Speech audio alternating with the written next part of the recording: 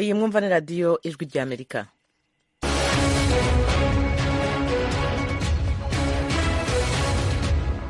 radiyo ijwi ry'Amerika ivugira Washington DC mu kirundi no mu kinyarwanda. Mu Burundi mutwumvira ku mirongo migufi kuri metero 19 na metero 22. Mu Rwanda ho turi kuri FM 104.3 ya radiyo ijwi ry'Amerika. Mu karere ka Kisoro muri Uganda mutwumvira kuri FM 88.9 ya radiyo ijwi riyobora. N'abadukurikira kuri interineti mwadusanga kuri wa3.radio.voa.com. Ikaze mwese mu makuru y'aka kanya, muri kumwe nanjye Eugenia Mukankusi n'abagenzi banjye dufatanyije kuyabagezaho. Ingingo z'ingenzi. Uyu munsi kuwa mbere itariki ya 16 y'ukwezi kwa mbere, Amerika yibutse intwari yaharaniye uburenganzira bw'abirabura Dr. Martin Luther King.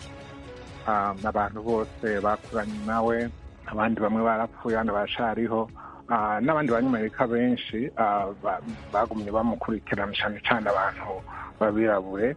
Ubu bariko barahimbaza uwo munsi nyene berekana yuko ubuzima bwiwe butapfuye gutyo butagiye gutyo. Uwo ni Bwana Lewonse Hakizimana akurikiranira hafi ibibera muri Amerika. Mu Rwanda urukiko rukuru rumaze gusubika urubanza rwa Edouard Bamporiki wahoze ari umunyamabanga wa leta muri Minisiteri y'Urubyiruko n'Umuco.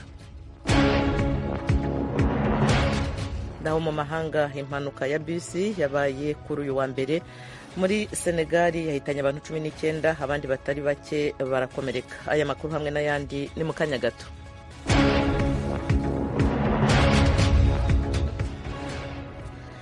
Duhere ku makuru avugwa hirya no hino ku isi.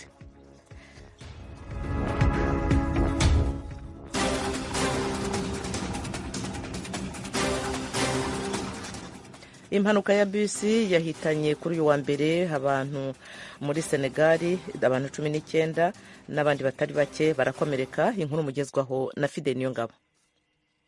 Abo bagwanyi biyitira igitero ca bombe cagizwe ejo ku munsi wa Mungu cahitanye abantu 14 nk'uko bishikirizwa n'abategetsi kuri uno munsi wa mbere.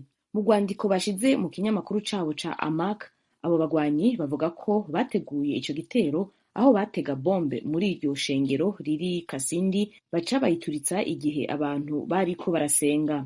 Banditse bavuga kandi bati abasirikare ba Kongo bakwiye kumenya ko mu gihe bazobandanya kugira ibitero kuri Mujahideen bizobandanya kubazanira ukuneshwa no kubura. Abo bagwanyi bavuga ko iyo bombe yahitanye abakristu 200, yamara kuri uno munsi wa mbere abategetsi ba Kongo batangaje ko hitavye Imana abantu 14 gusa kandi ko hakomeretse abandi 63. Abakomeretse batabawe n'inzego za ONU zijejwe umutekano arizo MONUSCO ku bitaro bikuru vya Beni.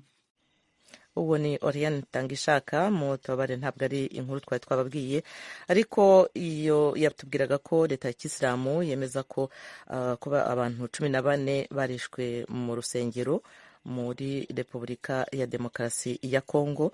Noneho tujye muri Senegal aho abantu 19 bapfuye abandi batari bake bagakomerekera mu mpanuka ya bisi yabaye uyu munsi kuwa mbere. Fide Niyongabo niyo nkuru abagezaho. Bisi yagerageje kwirinda guseka indogobwa ikisekana n'ikamyo. Abantu batari munsi ya 19 barasiga ubuzima mu gihe abandi batari bake bakomeretse. Abategetsi batangaje ko iyo mpanuka yabereye hafi y'ahitwa Ngensa mu buraruko bw'igihugu. Ku rubuga rwa Twitter, President wa Senegal Macky Sall yamenyesheje ko ari indi mpanuka yihaye inkumbi mu mabarabara y'igihugu ciwe. Yifatanije mu mubabaro n'imiryango y'abavuze ababo, akaba yifurije abakomeretse gukira n'ingoga.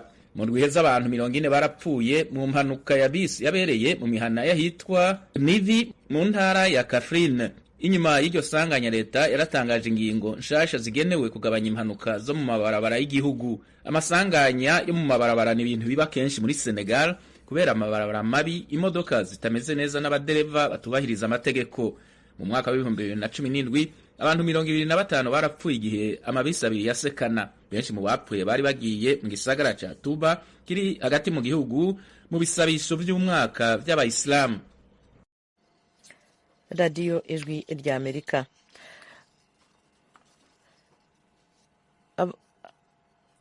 Mumbabarire gatoya, twababwiraga ko leta ya Somalia yatanze itangazo ivuga ko igisirikare cyayo kigaruriye imijyi ibiri yari yafashwe n'abarwanyi ba Al-Shabab. Oriane Itangishaka haratubwira ibindi kuri iyi nkuru.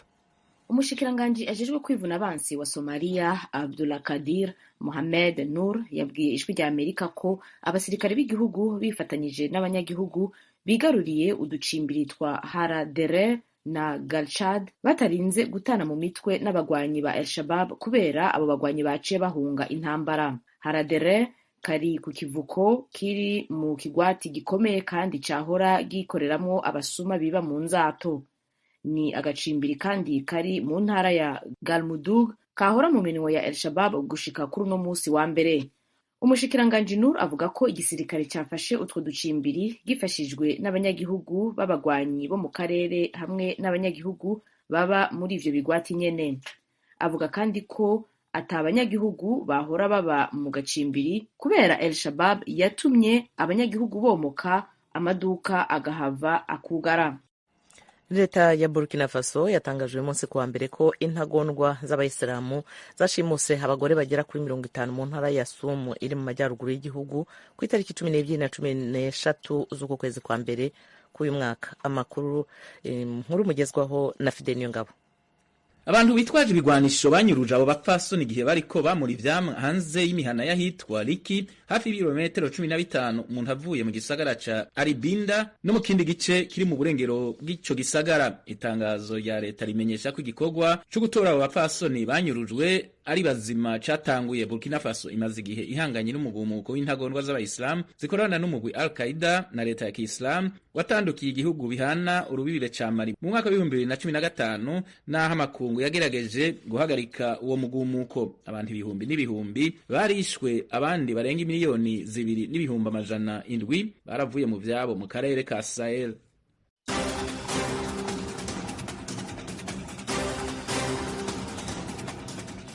radiyo ijwi ry'Amerika i Washington DC mu kirundi no mu kinyarwanda. Hayo yaramwe makuru havugwa hirya no hino ku isi. Mu kanya turajya mu karere k'ibiyaga bigari. Barakoze rero bagenzi bacu Oriane Itangishaka na Fidel Niyongabo bayatugejejeho.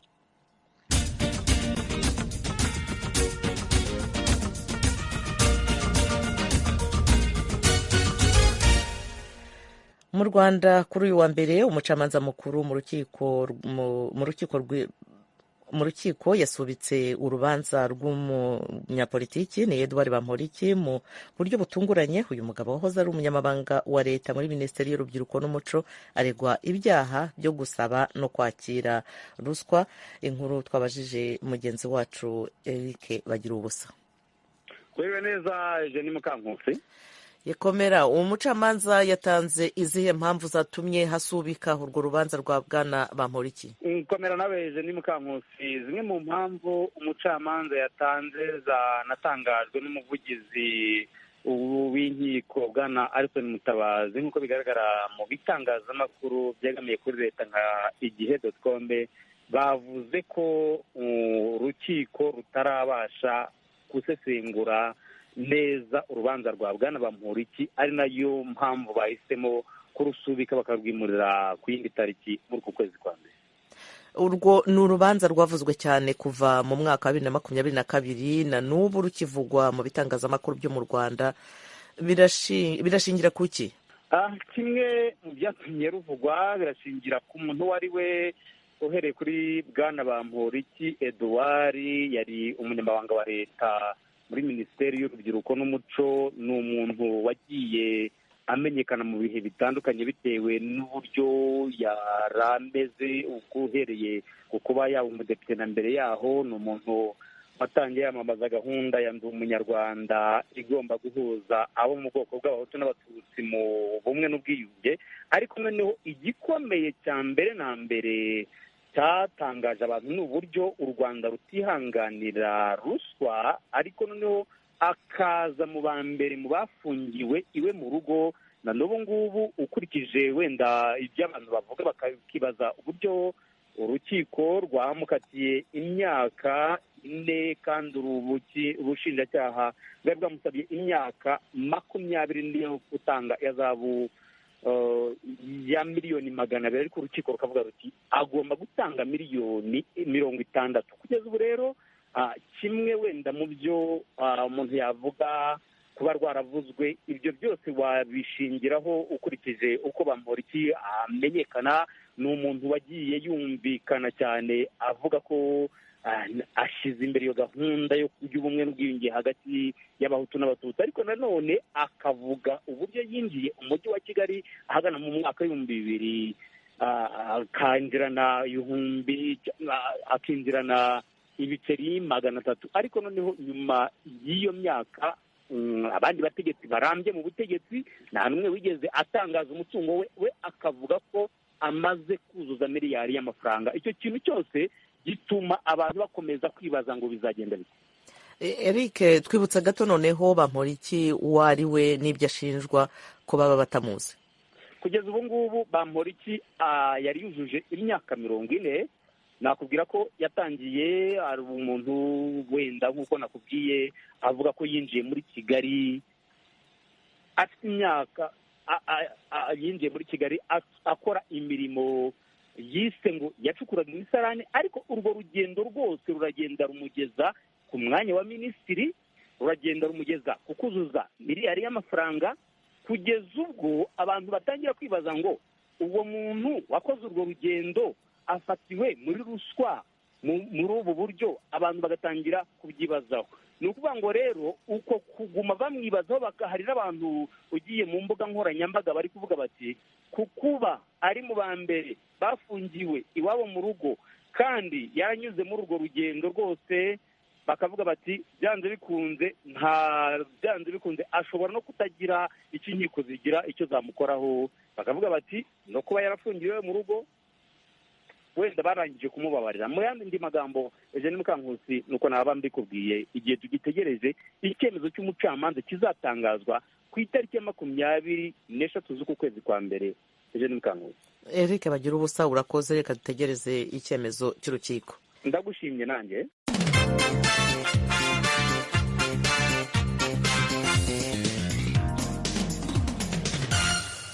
Ibiganiro byacu birakomeje. Tujye noneho mu Burundi. Abaturage bo muri komine zitandukanye z'intara ya Kayanza bahingiye hamwe ibigori mu bibaya bigize iyo ntara, bavuga ko umusaruro barimo kuhabona uzabakura mu bukene. Ni mu gihe toni z'ibigori hafi 8 arizo zitezwe gusarurwa muri ibyo bishanga, nk'uko bitangazwa na Minisiteri y'Ibidukikije, Ubuhinzi n'Ubworozi y'icyo gihugu.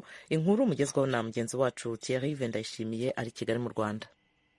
Mwirima ry'ici riheze mu myongo itandukanye igize intara ya Kayanza, imyongo ifise uburinganire bugera kuri hegitari 2015 yo mu makomine atandukanye, niyo yarimwemwo ibigori bya kijambere mu buryo bwa kijambere. Imiryango irenga 46,000 irimira muri iyo myonga yarashize hamwe imyaba yayo, gutyo baraheza barima bakurikiranwa n'abarimu b'indimo. Ni ukuvuga ko barimiye rimwe, baterera rimwe imbuto biguriye, babagarira rimwe, bafumbirira rimwe bakoresheje ifumbire biguriye, baraheza barondera n'ababirarira. Abanyagihugu barimiye muri iyo myonga barashima ico gikorwa bafashijwemwo n'abajejwe intwaro, na cane cane ko iyo myonga yari isanzwe irimwamwo ibikaju. Bataratangira kuburimiramwo rero uwo mwonga ni ukuvuga ntiwari witunganijwe neza. Nukuri twiyumva neza, urabona bakirima ibikaju, abagabo nibo baduhenda. Twebwe abakenyezi ntibanatubwira ko babigurishije, bakayajana mu kabare, umwana akarara ubusa. Umugabo ubu baduhimirije kurima ibi bigori, ubu umunezero ni mwinshi. Tugitangura kurima nta mwimbu nk'unya twari bwahabona, mugabo no munsi turabona yuko hariho akarusho kanini gose. Mu gihe amategeko yo kurimira hamwe muri uyo mwonga hasigura ko bategerezwa gusarurira rimwe, abo banyagihugu bavuga ko hari abarimyi baba bashaka gusoroma hakiri kare. Bariho nyene ego, abakuru bama bivuga ko intumva tuzokwamaho, bariho turasarura nyene ugasanga umuntu yagiye kandi batubuza, mugabo ugasanga nyene byabaye kuko tubisoromye bitarera ntituzojana ku isoko, mugabo tubisoromye bimaze kwera tuzojana ku isoko, umufuko nawe ucuza ufise amafaranga, kandi no muhira abana bashikiriwe bafunguye. Abo barimira muri iyo myonga basigura kandi ko bigitangura batabitahura ahubwo bumva ko bagiye kunyagwa amatongo yabo. Abantu benshi byaratugoye cyane kuko nyene bibaza ati noneho ziranyazwe nyene tubagira bayitware. Hama n'ukuntu batubwiye ati dutera ibigori bibiri twahora dutera nkeka 5 mw'ibango. Byarabagoye cyane ariko ubundi baza umurimyi aramaze kubitahura. Gitangura kubiduhimiriza twabona umenga bariko baratugora no kuza gutera wamenga tuza ku nkoni. Musitanteri wa komine Muhanga yo mu ntara ya Kayanza Ndayizeye Benoit asigura kubijanye no gusoromera rimwe kuri abo barimyi akamaro kabyo. Twasavye yuko no gusoroma tuzosarurira umunsi umwe kugira tubisarure vyeze neza ko dusanzwe dufise n'amahanga ari kwimburiramwo gutyo bakureko ivyo bashobora gushora kugira wa mufuko uronke agafaranga bongere bakureko n'ivyo bajana mu mihana iwabo kugira bashobore gufungurira umuryango. Harabaye n'igihe bisaba yuko ngaha tuhama misi yose tukazindukira ngaha kugira tube kumwe n'abarimyi tubasigurire kuko aje intango ya migoye. Kanyana Janvier musitanteri wa komine Butaganzwa mu ntara ya Kayanza nyene nabavuga ko kugira ngo bashike kuri iyo ntumbero yo kurimira hamwe ibihingwa bifitiye akamaro abanyagihugu bose bitari byoroshe. Uyu mwonga twashitse mino komine bawurima mu giterwa c'ibikaju cyari igiterwa gitera amatati cyane mu ngo usanga bararimye mugabo hageze kubishora gatusanga ntibavyumvikanye ko umugore yagenda kuraba agasanga umugabo yabigurishije kera. Rero twaricaye hamwe turaraba dusanga uyu mwonga dupfa kubusa no mwonga urimwo amazi kandi n'umwonga twabona ushobora no kumeramwo ibindi biterwa bishobora gufasha umene gihugu. Turumva yuko amwe twobahindurira igiterwa ko hobamwe akarusho gusumba nk'abo mu ntwaro tufata ingingo itari yoroshe kuko turibuka ko habaye ibibazo byinshi baranaturega kuba dukurira hejuru mugana nabo nyene turabumvisha yuko uwo mwonga twebwe tubona ko duhinduye igiterwa ko ari habene gihugu bashobora kuhatorera koyoko. Ibikorwa byo gusarura ibyo bigori byaratanguye mu mpera z'ukwezi guheze. Umuyobozi ajejwe uburimyi n'ubworozi mu ntara ya Kayanza Adere Niyonsaba yaratanguje icese igikorwa ciyimbura aho yamenyesheje ko biteze umwimbu ushimishije. Turi mu gikorwa bwa mbere cyo kuraba ukuntu irima ry'ici byagenze. Ibyo navyo bijanye no gusarura aho ibigori vyamaze kwera aho naho turabakumbure aho bimirije gusoroma hatarenga mu ndwiza. Nuko tubona ko umwimbu ushimishije kandi ngahano babwira yuko aha mu ntara ya Kayanza mu myongo irenga 100 dusanzwe dufise ifise uburinganire burengana n'amahegitari 3500 imyonga 75 muri yo bateye igitegwa c'imbuto y'ibigori yimbuka cane. Kuri ubu umwimbu ungana hafi amatoni 800 y'ibigori niwo witezwe kuronkwa ku mwimbu w'ibigori byarimwe mu mwonga muri iri ci riheze nkuko bishikirizwa n'abajejwe ibidukikije uburimyi n'ubworozi mu ntara ya Kayanza. Baba bajejwe intwaro ngaho mu Kayanza n'abanyagihugu basigura ko bahuye n'utubazo two kuronka imbuto batebye ndetse no kubura ifumbire, bagasaba ko bozwa bararonswa ibyo bikoresho ku gihe kugira ngo umwimbu ugende neza. Mwamenya kandi ko muri season kuri iyo myonga izotangura gutegwamwo ibiharage guhera muri uku kwezi kwa mbere, mu nyuma hazokurikire kurimwamwo igitegwa c'ibiraya nk'uko bimenyeshwa n'abarongoye ayo makomine agize intara ya Kayanza. Thierry Ndayishimiye, Ijwi ry'Amerika, i Kigali.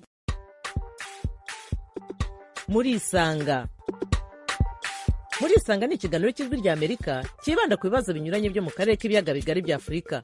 Ikiganiro gitumira abantu bo mu nzego zitandukanye bagasubiza ibibazo by'abakunzi b'Ijwi ry'Amerika. Ndi mu ntara ya Muyinga aho bita muri komine Giteranye aho bitatura. Ndi hano Kampala Uganda. Ndi mu gisagara cya Bujumbura. Ni ikiganiro kimara isaha kuva saa 10 kugera saa 11 buri munsi kuva kuwa mbere kugera ku cyumweru. Muri leta ya Colorado leta zunze ubumwe za Amerika. Mbanje kuramutsa abo batumire mwadutumiriye.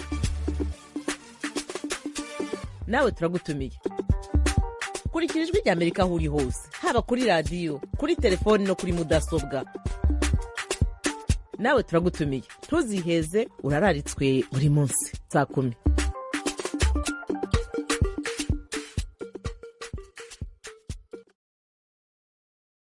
radiyo ijwi ry'amerika i washington dc mu kirundi no mu kinyarwanda ibiganiro byacu birakomeje.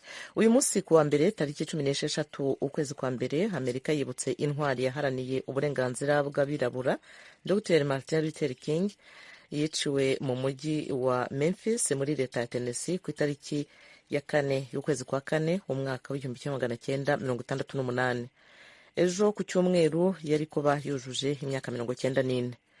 Mu kwifatanya n'abanyamerika bose mu kwibuka iyo ntwari, perezida wa leta zunze ubumwe za Amerika Joe Biden yagiye mu mujyi wa Atlanta mu misa yo kwibuka nyakwigendera King. Imisa yabereye muri kiliziya Ebenezer Baptist Catholic Church, aho yagejeje ijambo ku bari bahari ashimangira umurage wa Dr King. Mugenzi wacu Frederic Nkundikije yaganiriye na Leonce Hakizimana ukurikiranira hafi ibibera muri Amerika, hatangira amubaza ukuntu we uba mu mujyi wa Atlanta yahimbaje uwo munsi. Nibyo nk'uko mubivuze, Martin Luther King ubu yari kuba kwujuje imyaka 94. Urumva abantu bose bakuranye nawe, abandi bamwe barapfuye abandi bashariho, n'abandi banyamerika benshi bagumye bamukurikirana cyane cyane abantu babirabure. Ubu bariko barahimbaza uwo munsi nyene berekana yuko ubuzima bwiwe butapfuye gutyo butagiye gutyo, ko igihe yamaze kuri ino si yashoboye gufasha kugira ngo Amerika igire intambwe. Ubu rero barahimbaza kuko barazi ko urugendo rutari rurerure, mugabo barahimbaza ko bose urupfu rwiwe rutagiye gutyo, ko yasize iragira inini n'ubu ategereza kubandanya nabo. Mu kwibuka rero iyo ntwari, Dr Martin Luther King Jr. Perezida wa leta zunze ubumwe za Amerika Joe Biden yari yagiye i Atlanta mu misa yo gusabira uyu muhisi. Imisa yabereye muri eklezia yitwa Ebenezer Baptist Church. Akaba yarashikije amajambo akomeye cyane rwose, cyane cyane ahayagiza ukubona kure eka imboneza.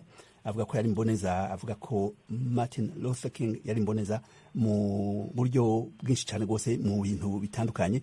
Ijambo rya Perezida Biden mwajakiriye gute? Biden n'umuntu uravye kuva ashikiye ategeye ku butegetsi akiga ico gihe afite imyaka 29 aja muri Sena, yaciye agenda atangura kumenyana n'abirabure benshi bari mu butwari bagendana na Martin Luther King, hama baguma bazinanye cyane rwose nk'uko mubizi, ngira ngo ni yatababirabure ntiyari gupfa yatowe. Ivyo rero Biden agiyeyo asa nuko atashe muhira n'umukatolika, mugabo nk'uko mubizi Martin Luther King yari umuporoti, mugabo ugiye kuraba ukuntu ibintu byinshi bahuriyeko n'ibintu yumva yagiye umenga atashe muhira. Rero kuko ntazinanye n'abo bantu, akaba yaba uriko aravuga ijambo rero n'umuntu afite ibintu byinshi bahuriyeko. Uravye nawe nyene Biden yabuze abantu benshi mu muryango wiwe, nk'umwana wiwe vyamaze gose, ku buryo rero ijambo yashikirije n'ijambo ryari rikomeye gose, kuko yagombye kubereka yuko Martin Luther King yapfuye, mugabo ibintu yarwaniye, ibintu umubabaro bafise ubu n'umubabaro nk'ububuzi wiwe nyene ubandanya naho heze imyaka myinshi. Ku buryo rero yagombye kubereka yuko ijambo ryose ugiye kuriraba yavuga ati ni mubandanye mu Rwanda, ivyo yatanguye ntimubihagarike, kuko murabizi yuko urugendo rukihari, uvyerekeye ubutungane, uvyerekeye kurwanira agateka ka bose. Iyo ni ingwano itazova yahagaritse. Yagombye kwerekana rero ati ntimucike inkokora, hari ibintu byinshi bimaze kurangurwa, umugabo urugendo rushari rurerure. Ico niyo jambo nyamukuru. Ibisigaye yagombye nyene kwereka yuko nabo yameze cyane, yatanguye kuvuga abantu benshi hariya Georgia aho yari nyene Atlanta, kuko benshi arabazi nabo baramuzi. Yagombye kubereka ko abashimira kukuntu bamushigikiye. Ijambo nyamukuru kwaro kubereka ko bandanye urugendo. Perezida Joe Biden abaye mu perezida wa mbere ari mu mabanga yiwe yashikirije ijambo mu gihe c'imisa. Abaperezida batari bake baragiye gushikiriza amajambo bari muri ico gisagara, ariko abaye wa mbere ari ku butegetsi ashikirije ijambo ico gihe c'imisa, akaba yavuze amajambo ahambaye cyane rwose. Ivyo mwavyakiriye gute? Nk'uko nandi yavuze, Biden n'umuntu w'Imana asenga rwose. Hanyuma ivyo rero nabo biyatranta n'abajya mu rya sengero rya Martin Luther King barabizi. ni naco gituma bamutumye kugira ngo asenge abafashe gusenga mu gihe c'imisa nyene, kuko abandi baperezida bose nk'aba Obama n'abandi baratumirwa, mugabo nta n'umwe yari bwagende gufasha gusenga mu gihe c'imisa nyene. Ni uko bazi ko afise uwo mutima n'izo nguvu kandi afite na experience na kubera ibyo yaciyemo nawe byo gushobora gushikiriza igisengesho nk'ico, kandi koko yarabigize yashoboye kubisigura neza, arabafasha umubabaro nabo, mugabo n'umubarimwo n'akanyamuneza kuko yababariye ati ndaba ibyo tumaze kurangura, bimaze kurangurwa, naho urugendo rukihari, hari ibintu byinshi twakoze, reka nicike gukora ahubwo tubandanye. Tugarutse ku iragi rya nyakwigendera Dr. Martin Luther King Jr. yarashira imbere uburenganzira bw'abirabure, eka ubungane hagati y'abanyagihugu, akiyamiriza gukumirana, akaba yabikoranye umwete mwinshi cyane rwose gushikaho amagorwa yose yabonye yatumye aba umuntu akomeye cyane rwose. Mbega utwo twigoro n'iryo ragi ku bwanyu mubona bishitse he? Akantu gatoyi nocishamo nuko Martin Luther King baheje kumwica 68, umukuru w'amashengero y'ababatiste yo muri Sud niwe yafashe ijambo aravuga ati jewe simbabajwe, simkeneye kumenya wishe Martin Luther King, ati nkeneye kumenya icamwica, nkeneye kumenya icamwishe, kuko ico nico dukwiye twese kwicarira tukaraba. Ugiye kuraba ico yavuze, novuga muri uno mwaka turimwo, nico kibazo n'ubu kikibandanya. Rero ico novuga nuko ugiye kuraba ibibazo vyatumye Martin Luther King afata iyo ngwano yo kurwana sans violence, ivyo bibazo n'ubu biracariho. Leonce Hakizimana, murakoze cyane rwose ku kanya mwahaye radio Ijwi ry'Amerika. Murakoze namwe rwose.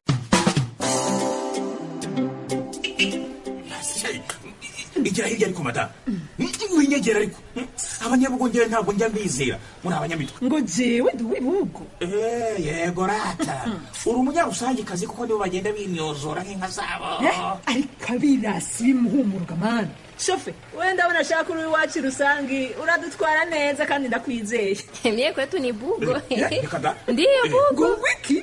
Ni ukuvuga ko buri wese muri twebwe yagiye yibeshya ku wundi. Yababa. Shofe, twigende. Kombo taxi yaje.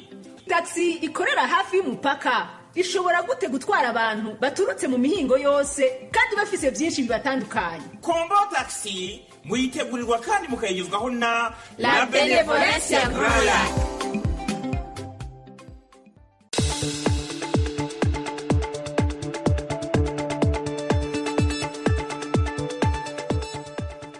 inshuti z'Ijwi ry'Amerika, tubasubiremo muri make amakuru twabagejejeho mbere y'uko dusezeranaho. Umutwe wa leta ya Kisilamu wigambye ko wishe abantu 14 mu isengero mu burasirazuba bwa Repubulika ya Demokarasi ya Kongo. Impanuka ya bisi yabaye kuri uyu wa mbere muri Senegali yahitanye abantu 19, abandi batari bake bayikomerekeramo. Leta ya Somalia itangaza ko igisirikare cyayo kigaruriye imijyi 2 yari yafashwe n'abarwanyi ba Al-Shabaab. Naho muri Burkina Faso leta yatangaje ko kuri uyu wa mbere intagondwa za Kisilamu zafashe bunyago abagore bagera kuri 50 mu ntara ya Soum iri mu majyaruguru y'igihugu ku itariki ya 12 na 13 z'uku kwezi kwa mbere uyu mwaka wa 2023. Urukiko rukuru mu Rwanda rwasubitse urubanza rwa Edouard Bamporiki wahoze hari umunyamabanga wa leta muri Minisiteri y'Urubyiruko n'Umuco muri icyo gihugu. Ruravuga ko nta mwanya uhagije rwabonye wo gusesengura neza ngo rufate umwanzuro ku byarubayemwo, ku byaburanyweho. Naho Bamporiki uregwa ibyaha byo gusaba no kwakira ruswa yajuriye icyemezo cy'urukiko rwisumbuye rwa Nyarugenge mu mwaka ushize. Abaturage bo muri komine ya Kayanza mu ntara ya Kayanza mu Burundi bavuga ko bahengiye hamwe igihingwa cy'ibigori mu bibaya bigize iyo ntara, bagahamya ko umusaruro barimo kubona uzatuma bikura mu bukene. Mwakoze rero kudutega amatwi. Ku buhanga bw'ibyuma hari Zenaba yarafatanije na Nadia Taha, naho kuri mikoro mwari kumwe nanjye Eugenia Mukankusi. Ibiganiro byari bihagarariwe na Frederic Nkundikije. Tubifurize mwese kugira ibihe byiza.